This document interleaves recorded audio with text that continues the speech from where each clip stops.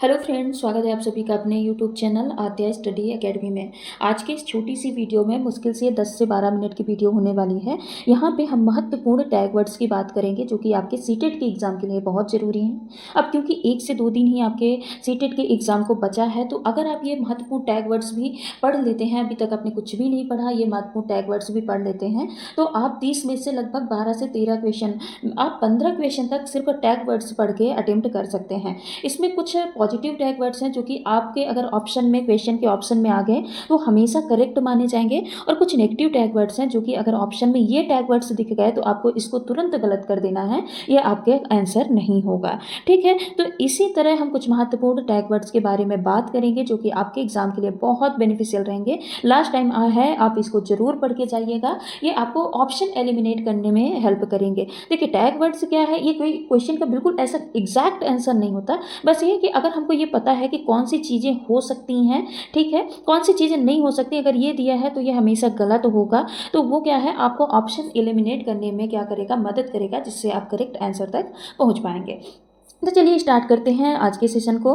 देखिए, अगर आप शिक्षा की बात की जाए कि आपको कैसी शिक्षा देनी है, तो हमेशा कैसी शिक्षा देनी है, बाल केंद्रित शिक्षा देनी है, चाइल्ड सेंटर्ड शिक्षा देनी है। अगर आपके क्वेश्चन के ऑप्शन में टीचर सेंटर्ड दिया है या पाठ्य पुस्तक केंद्रित दिया है, टेक्स्ट बुक सेंटर्ड दिया है, तो आपको तुरंत उसको क्या कर देना है, गलत कर देना है। क्योंकि आपको क्या करना है, बच्चे को ही भगवान मानना है, उसके रुचि के अनुसार ही आपको क्या करना है, शिक्षा देना है कि बच्चा किस में इंटरेस्टेड है, कैसे पढ़ने में इंटरेस्टेड है। हमेशा बाल केंद्रित शिक्षा को प्रमोट करना है, हमेशा क्रिटिकल थिंकिंग को बढ़ावा देना है, आलोचनात्मक चिंतन को बढ़ावा देना है। अगर कहीं पे आ जाए रटना, याद करना, स्मरण करना, जैसे रोट लर्निंग है, मेमोराइजेशन है, अगर ये वर्ड आ जाते हैं तो आपको क्या कर देना है, गलत कर देना है। हमेशा आलोचनात्मक थिंकिंग या फिर क्रिटिकल थिंकिंग को क्या कर देना है, बढ़ावा देना है। शिक्षा कैसी देनी है, समझ आधारित देनी है, अंडरस्टैंडिंग बेस्ड देनी है, कभी भी रटने को प्रमोट नहीं करना है, और डाइवर्जेंट थिंकिंग को प्रमोट करना है, कन्वर्जेंट थिंकिंग को नहीं। अभिसारी सोच को क्या करना है, प्रमोट करना है। अगर अपसारी सोच आ जाती है ऑप्शन में तो ये क्या हो जाएगी, गलत हो जाएगी। अब देखिए, आकलन कैसे करना है, हमेशा आपको रचनात्मक आकलन करना है, योगात्मक आकलन नहीं करना। रचनात्मक आकलन मतलब क्या होता है, फॉर्मेटिव असेसमेंट, हमेशा क्या करना है, आपको फॉर्मेटिव असेसमेंट करना है, और योगात्मक यानी समेटिव असेसमेंट नहीं करना। अगर फॉर्मेटिव असेसमेंट आता है तो करेक्ट होगा, और अगर योगात्मक आकलन आता है तो इसको आपको क्या कर देना है, गलत कर देना है। हमेशा विविधता को बढ़ावा देना है, डाइवर्सिटी को बढ़ावा देना है। अगर एक समान तरीके आ गया, एक ही तरीका आ गया, तो इसको क्या कर देना है, गलत कर देना है। सीटीपी हमेशा क्या कहती है, अपना एनसीएमपी कहता है कि आपको डाइवर्सिटी को प्रमोट करना है, विविधता को क्या करना है, प्रमोट करना है। और अगर लचीलापन आ गया तो लचीलापन हमेशा क्या होगा, करेक्ट होगा। कहीं भी ऑप्शन में अगर लचीलापन, फ्लेक्सिबिलिटी दिख रही है तो क्या होगा, करेक्ट होगा। और अगर कहीं पे कठोर है, रिजिड है, बच्चे को सजा देने की बात आ गई, मारना, पीटना या पुरस्कार देना, ठीक है, तो ये हमेशा क्या होते हैं, ये गलत मतलब ये क्या है, नेगेटिव वर्ड होते हैं। ठीक है, जैसे आप बच्चे को अगर पुरस्कार दे रहे हैं तो इससे क्या होता है, जो बच्चे का आंतरिक पुनर्वलन है ना, आंतरिक जो उसको क्या बोलते हैं, उसको प्रोत्साहन है, वो खत्म हो जाता है। ठीक है, जो आंतरिक अभिप्रेरणा है वो खत्म हो जाती है। पुरस्कार क्या होता है, यह एक प्रकार का बाह्य अभिप्रेरणा है। क्या है, बाह्य अभिप्रेरणा है। अगर उसको पुरस्कार बार बार किसी चीज़ के लिए दिया जाता है तो वो क्या होगा, जब तक पुरस्कार मिलेगा तब तक तो वो काम करेगा, अगर पुरस्कार नहीं मिलेगा तो काम करना बंद कर देगा। तो पुरस्कार क्या है, एक प्रकार की बाह्य अभिप्रेरणा है। तो पुरस्कार नहीं देना है, बच्चे को आंतरिक अभिप्रेरित करना है, इंटरनल उसको क्या करना है, क्यूरियस बनाना है, जिज्ञासु बनाना है। ठीक है, अगर एक ही भाषा की बात की जाए कि सिर्फ एक ही भाषा में शिक्षा देनी है तो वो हमेशा क्या होगा, गलत होगा। बहुभाषा क्या है, एक प्रकार का संसाधन का काम करती है। हमेशा मल्टीलिंग्वलिज्म, बहुभाषा को प्रमोट करना है। साथ ही क्रिएटिविटी को प्रमोट करना है, सृजनात्मकता को प्रमोट करना है, रचनात्मकता को प्रमोट करना है। अगर पुनर्वलन शब्द आ रहा तो क्या होगा, निगेटिव होगा, गलत होगा। अगर कहीं पे पूर्व निर्धारित कोई चीज़ आ रही है तो वो भी क्या होगी, गलत मानी जाएगी।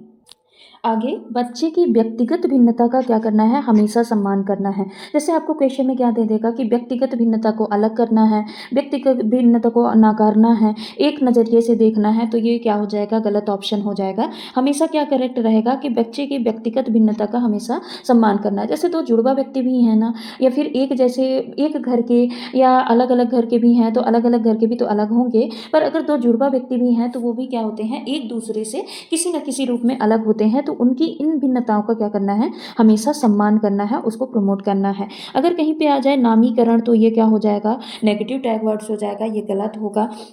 बच्चे में कभी प्रतिस्पर्धा नहीं कराना है, बच्चों की कभी आपस में तुलना नहीं करना, क्योंकि व्यक्तिगत भिन्नता होती है और व्यक्तिगत भिन्नता का सम्मान करना है। हर एक बच्चा एक जैसे नहीं हो सकता, चाहे पढ़ने में, लिखने में, किसी भी कार्य में हर एक बच्चा एक जैसे नहीं हो सकता है, तो कभी भी उनके बीच तुलना नहीं करना है। बच्चे को कभी कोरी स्लेट नहीं बोलना है, क्योंकि बच्चा कुछ ना कुछ तो वो अपनी ज़िंदगी में सीखा ही होता है, भले ही छोटा है, तो उसको कभी कोरी स्लेट, खाली स्लेट नहीं करना है, नहीं बोलना है। ठीक है, बच्चे का हमेशा सर्वांगीण विकास करना है। सर्वांगीण विकास मतलब कि उसके सभी पक्ष का विकास करना है। सभी पक्ष में क्या आ जाएगा, जैसे नैतिक पक्ष है, बौद्धिक पक्ष है, सामाजिक पक्ष है, किसी एक पक्ष का विकास नहीं करना है, सभी पक्ष का विकास करना है। बच्चे से कोई अपेक्षा नहीं करना और बच्चे की कोई उपेक्षा भी नहीं करना है। अपेक्षा क्यों नहीं करना, देखिए अपेक्षा इसलिए नहीं करना है क्योंकि उसको हमको क्या बनाना है, खोजपूर्ण बनाना है। खोजपूर्ण मतलब क्या होता है, अन्वेषक बनाना है उसको, इसीलिए उससे कोई अपेक्षा नहीं करना है। और बच्चे का जो पूर्व ज्ञान होता है ना, वो हमेशा महत्वपूर्ण होता है, वो हमेशा उसको प्रमोट करना है। और क्योंकि जो पूर्व ज्ञान होता है ना, हमेशा उसको ग्रो करने में हेल्प करता है, उसको आगे बढ़ाने में हेल्प करता है। भले ही उसने सीखा हो कि 2+3 क्या होगा, 7 होगा, ठीक, पर उसके पूर्व ज्ञान को हमेशा क्या करना है, उसको साथ लेके चलना है, उसको नेग्लेक्ट नहीं करना है। बच्चे को क्या करना है, बच्चे को हमेशा प्रोत्साहन देना है, प्रोत्साहित करना है, उसको हमेशा आगे बढ़ने के लिए एनकरेज करना है। आपको कभी भी ये नहीं बोलना कि अरे भाई तू ये नहीं कर सकता, या कभी ये नीचे नहीं दिखाना। जैसे बोलते हैं ना कि अगर आप मछली को ये बोलेंगे कि तुम उड़ नहीं सकती, मतलब तुम किसी काम की नहीं हो, तो हमेशा तो यही सोचती रह जाएगी कि अरे भाई हम किसी काम के नहीं हैं, जबकि हर किसी का काम क्या होता है, अलग अलग होता है। तो हमेशा बच्चा जिस चीज़ में अच्छा है ना, उसमें उसको क्या करना है, प्रोत्साहन करना है, एनकरेज करना है, कभी भी डिस्करेज करने का काम नहीं करना। तो अगर कहीं पे एनकरेजमेंट वर्ड आता है तो क्या होगा, करेक्ट होगा। और कहीं पे अगर मानक परीक्षण या मानकीकृत परीक्षण आता है तो उसको क्या माना जाता है, हमेशा गलत माना जाता है।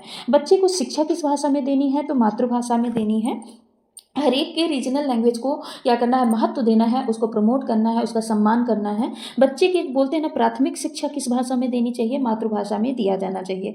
बच्चे को हमेशा एक्टिव, चाहे बच्चा हो, व्यवस्था हो, शिक्षा हो, हमेशा क्या करना है, सक्रिय बनाना है, एक्टिव रखना है। सहयोग को बढ़ावा देना है। बच्चों की जो भावना है उसको ऐसे बनाना है कि वो क्या करें, एक दूसरे को सहयोग करें, सहयोग को हमेशा बढ़ावा देना है, प्रमोट करना है। और जो भी शिक्षा दी जाए ना, हमेशा कैसे दी जाए, साइंस में भी देखिए बोला जाता है ना कि अगर आप साइंस को पढ़ाइए या कोई भी सब्जेक्ट पढ़ाइए तो ऐसे पढ़ाइए कि उनके दैनिक जीवन से जोड़ के पढ़ाइए, जो उनके रोजाना जीवन में जो चल रहा है ना। एग्जाम्पल भी दीजिए तो ऐसा दीजिए कि जो कि उनके दैनिक जीवन से जुड़ा हुआ हो, जो डेली जी रहे हों, ठीक है। तो ऐसे दैनिक जीवन से जोड़ के हमेशा शिक्षा देना चाहिए बच्चों को। अब ये तो क्या है, पॉजिटिव टैग वर्ड्स हैं। अब नेगेटिव क्या है कि बच्चे का कभी एग्जाम नहीं लेना। अब जब एग्जाम ही नहीं लेंगे तो ना ही उसको पास करना है, ना ही फेल करना है, ना ही ग्रेड देना है, ना ही रैंक देना है। और बच्चे को हमेशा निष्क्रिय तो कभी रखना ही नहीं है, हमेशा कैसा रखना है, एक्टिव रखना है, ठीक है। कभी किसी बच्चे को ग्रेड या रैंक से उसको नहीं, देखिए अब क्या है कि मान लीजिए कोई बच्चा है,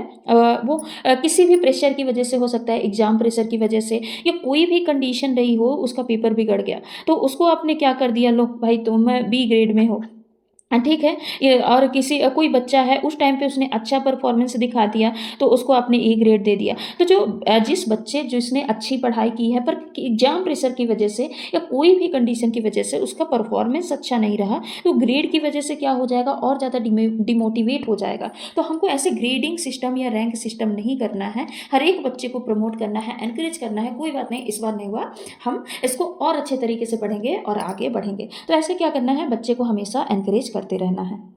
और बच्चे को हमेशा क्या करना है, प्रत्यक्ष अनुभव देना है। प्रत्यक्ष अनुभव मतलब क्या समझते हैं कि जैसे कोई चीज़ बता रहे हैं ना कि कोई चीज़ टेस्ट में कैसी होती है। जैसे आपने बोला कि जो मिर्ची होती है वो तीखी होती है, ठीक है। तो अब देखिए मिर्ची तीखी होती है, बताने से तो नहीं समझ में आएगा, पर अगर उसको आप मिर्ची दिखा रहे हैं, चखा रहे हैं, तो वो क्या है, प्रत्यक्ष अनुभव होता है। यानी उसको देख के, चख के वो खुद अनुभव कर लेगा कि हाँ ये चीज़ कैसी होती है, ठीक है। और लर्निंग बाय डूइंग को प्रमोट करना है, यानी करके सीखने को क्या करना है, हमेशा प्रमोट करना है। जब बच्चा खुद से कोई एक्टिविटी करता है तो ज़्यादा अच्छे से सीखता है। हमेशा बच्चे को सहयोग देते रहना है, सहायता करते रहना है, चाहे वो कैसा भी बच्चा हो, प्रतिभाशाली बच्चा हो, कमज़ोर बच्चा हो, कैसा भी बच्चा हो, गिफ्टेड बच्चा हो, हमेशा क्या करना है आपको, सहयोग करते रहना है। बच्चे को मूर्त से अमूर्त की ओर ले जाना है।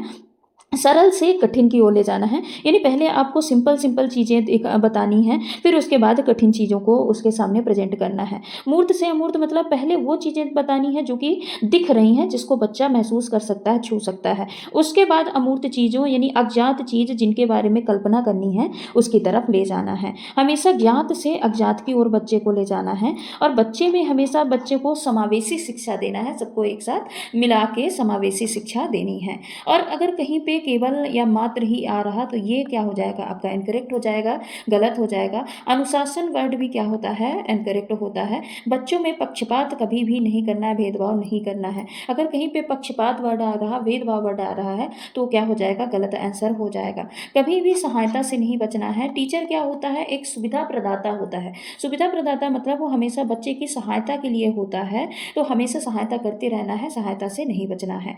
अलग करने की, अगर अलग थलग की कहीं भी बात आ जाती है ना, तो हमें ये गलत ऑप्शन होता है। कभी भी बच्चे को अलग थलग नहीं करना है किसी भी आधार पे, ना पक्षपात करना है, ना भेदभाव करना, ना अलग थलग करना, ना वर्गीकरण करना कि चलो गिफ्टेड बच्चे इधर पढ़ेंगे, जो कमजोर बच्चे हैं वो इधर पढ़ेंगे, ऐसे वर्गीकरण नहीं करना है, अलग थलग नहीं करना है। किसी भी वैज्ञानिक शब्दावली का प्रयोग नहीं करना है।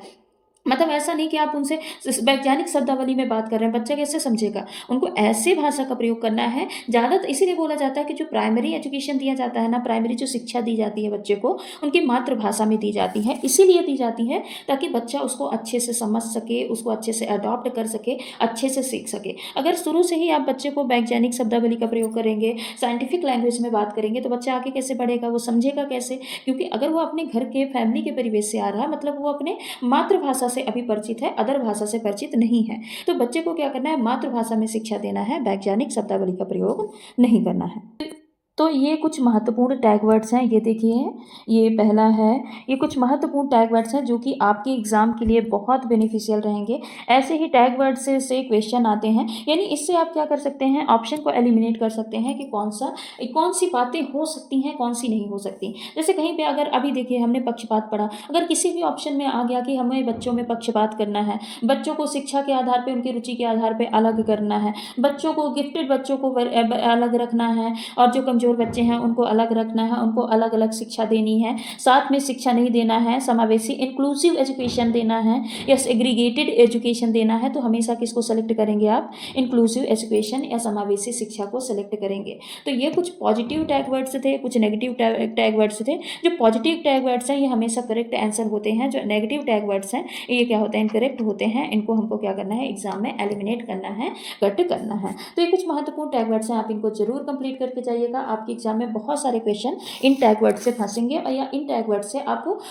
करेक्ट आंसर तक पहुंचने में क्या होगी, मदद होगी। तो चलिए आज की क्लास को यहीं पे समाप्त करते हैं, मिलते हैं अगली वीडियो में कुछ और महत्वपूर्ण प्रश्नों के साथ। अगर आप चैनल पे नए हैं तो चैनल को सब्सक्राइब कर लीजिएगा, वीडियो को लाइक कर दीजिएगा, और नई वीडियो का नोटिफिकेशन पाने के लिए बेल आइकन को जरूर प्रेस करिएगा। धन्यवाद।